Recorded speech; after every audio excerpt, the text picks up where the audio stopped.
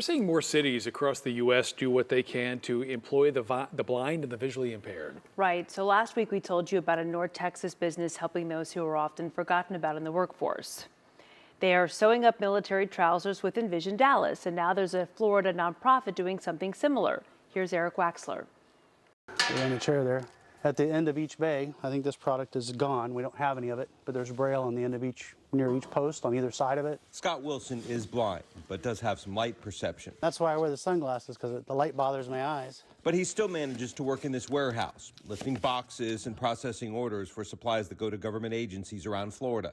Where it gets tricky is when there's a lot of boxes or clutter around. You know, you got to use your cane and feel around, and pretty much once you know where you're at, it moves right along. This warehouse is part of the Lighthouse for the Visually Impaired and Blind in Newport Richey. It brings in revenue for the organization, but is also a training ground. There's a huge unemployment rate with the folks who are visually impaired or blind, so we really try to give them those skills that they can be employable and let employers know that they are perfectly capable of performing tasks every day. Marlis Newhouse works here too. I've had macular degeneration most of my life. Yeah. She uses this magnifier to read order forms. So I'll tell Scott the number, and he'll go down and feel the braille, and then I'll tell him how many we need. They can do almost anything as long as you're not asking them to drive. It does so much for their self-esteem. Yes, it's great for their pocketbook because now they can pay their rent and they don't have to live at home, but to see them light up, they really want to work. They want to be part of society. They want to be good citizens. Not only does Scott work, but he trains others to be able to do the same. He says there are many opportunities to work from home for those who can learn to use technology.